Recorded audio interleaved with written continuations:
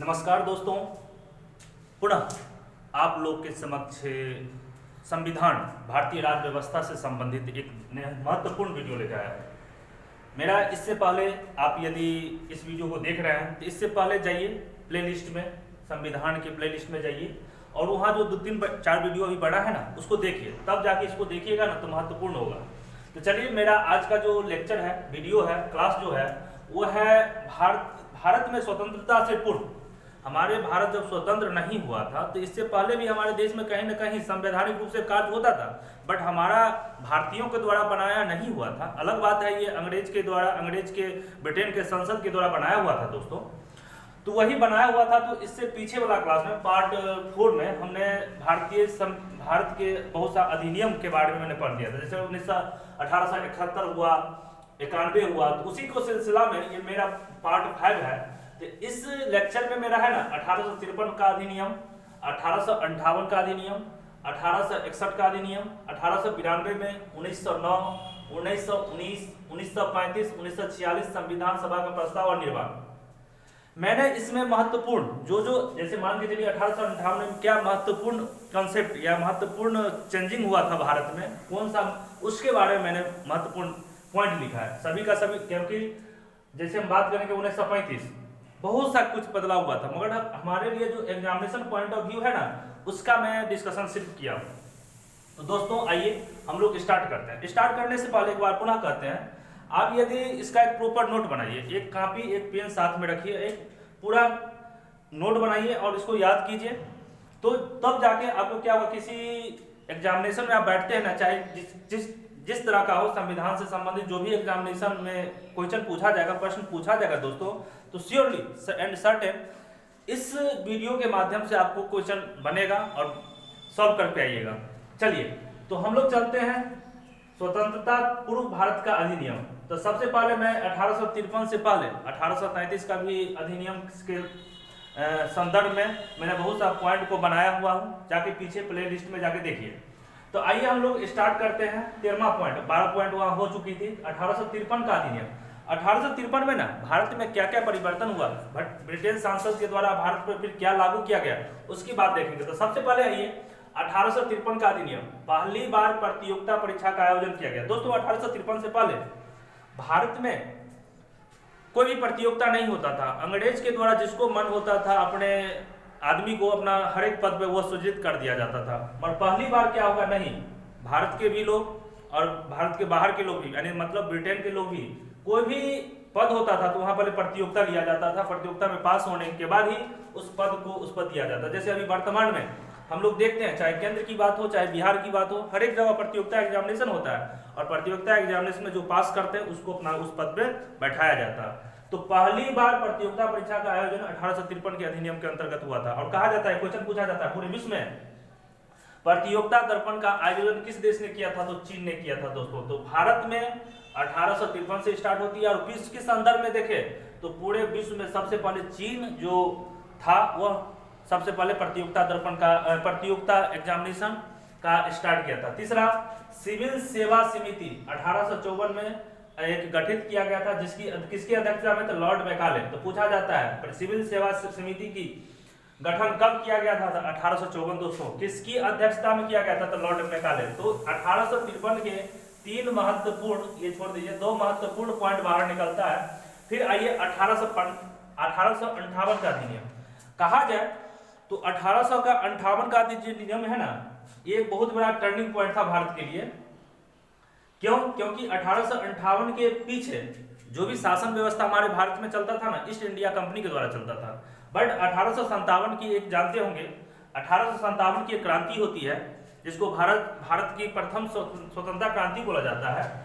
उसके बाद फिर ये लोग एक नया अधिनियम लाया 1858। इसमें क्या किया, ईस्ट इंडिया कंपनी के शासन को खत्म कर भारत में जो भी शासन व्यवस्था था दोस्तों ना, उसको ब्रिटेन संसद को सौंप दिया गया, ब्रिटिश शासक को सौंप दिया गया। अब का नहीं, ईस्ट इंडिया कंपनी भारत में शासन व्यवस्था को नहीं चलाएगा, तो कौन चलाएगा दोस्तों, तो ब्रिटेन संसद को सौंप दिया गया था। तो पूछा जाता है ईस्ट इंडिया कंपनी की शासन व्यवस्था को जो खत्म किया गया था, किस अधिनियम के तहत खत्म किया गया था, तो 1858।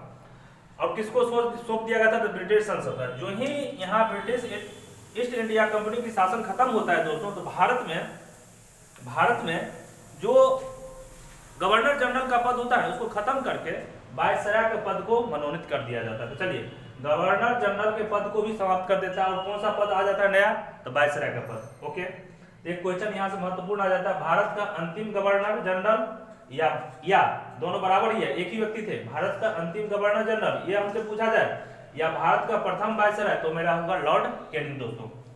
इसके बाद इसी 1898 के तहत एक नया पद सृजित किया गया, उस पद का नाम था भारत सचिव या भारत मंत्री।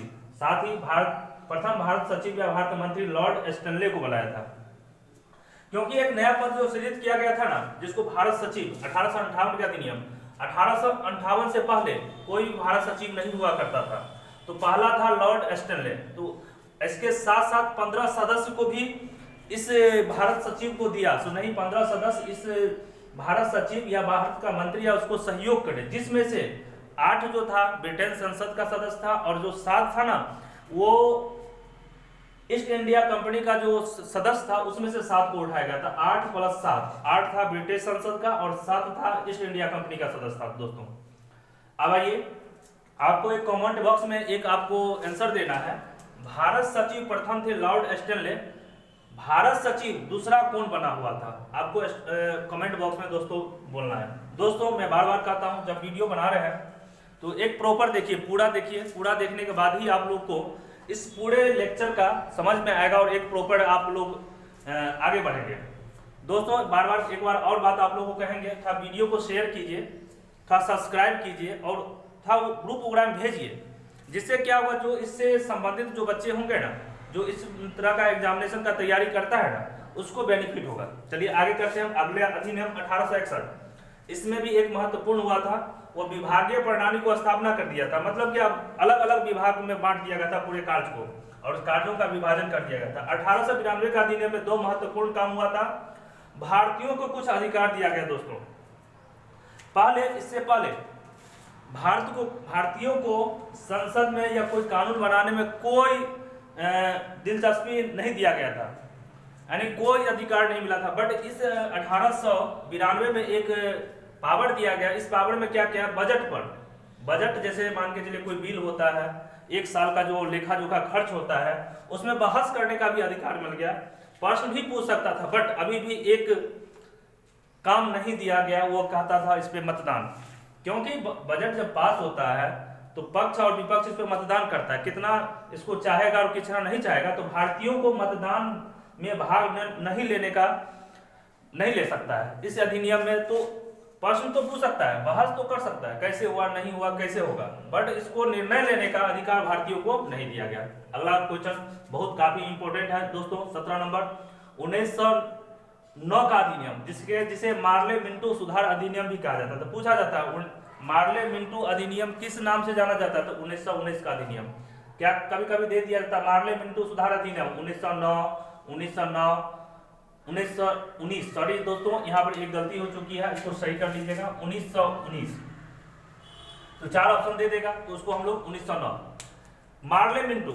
मार्ले एक भारत सचिव था और लॉर्ड मिंटो उस समय जब 1909 हुआ था, लाया हुआ था, उसमें एक वायसराय हुआ था, दोनों के नाम से एक सुधार अधिनियम ला दिया गया।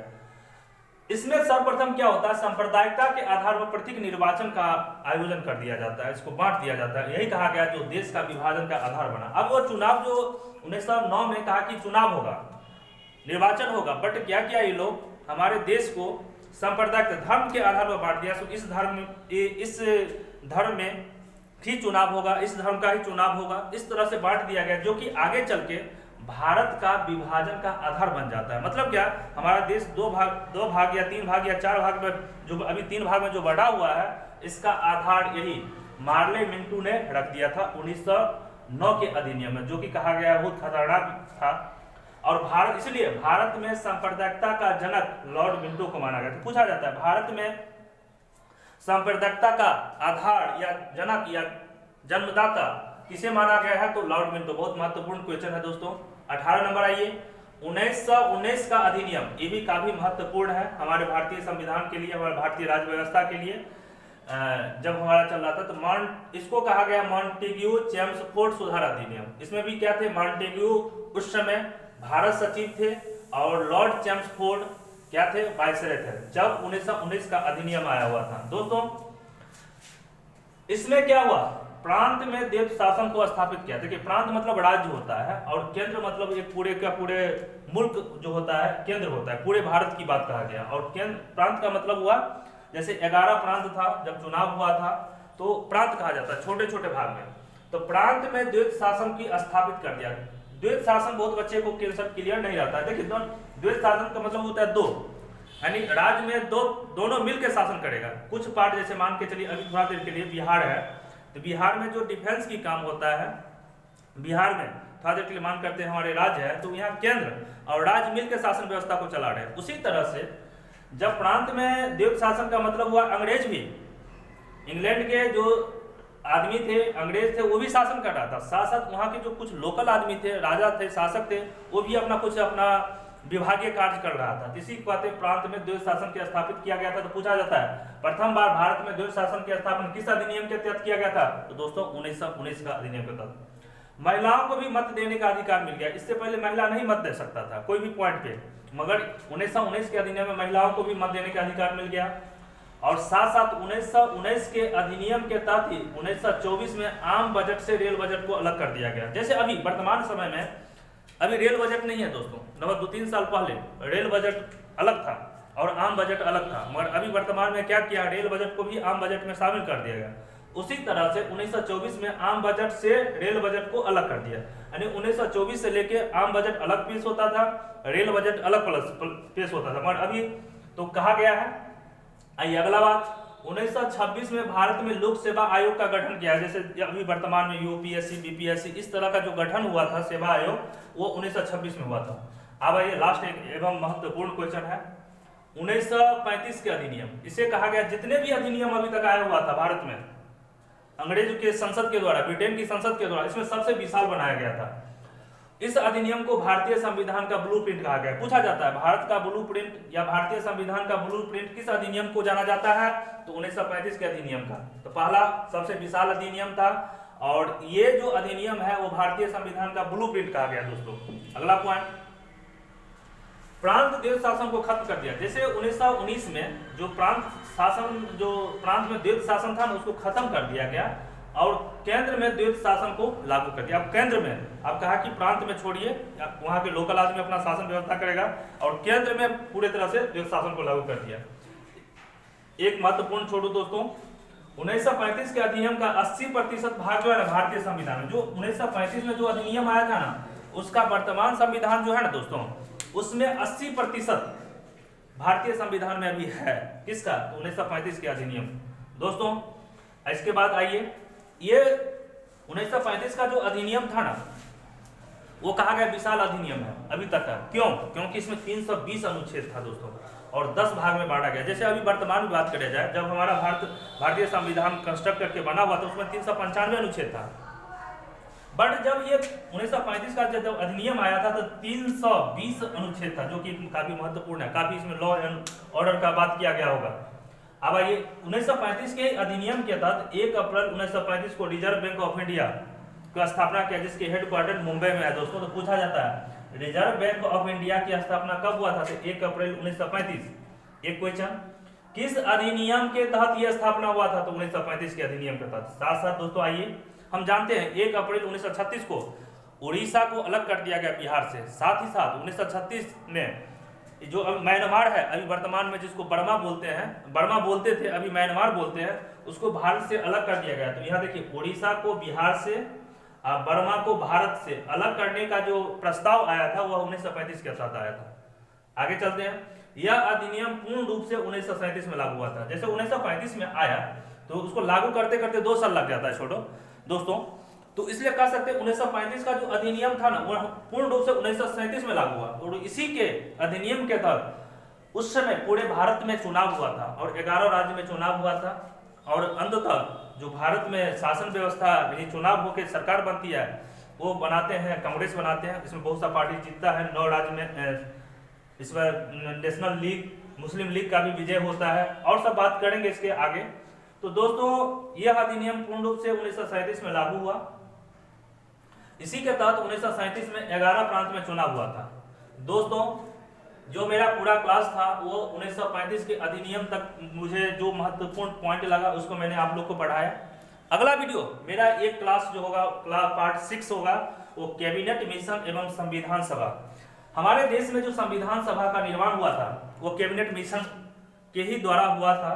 तो कैबिनेट मिशन का कैसे आया, कब आया, किस तरह से आया, और संविधान सभा जो हमारे भारतीय संविधान अभी जो संविधान है उसकी जो कंस्ट्रक्ट क्या बनाया गया हुआ था, कितने दिनों में बनाया गया था, क्या क्या परेशानी हुई, कहाँ कहाँ कौन से देश से लिया गया था, तो सारी बात, कितने सदस्य थे, कितना खर्चा आया, कितनी बैठक हुई, अंतिम बैठक कब हुआ था, तो इसकी अध्यक्षता किसने किया था, इसका प्रस्ताव किसने रखा था, सारी बात मुझे करना है संविधान सभा के अंतर्गत।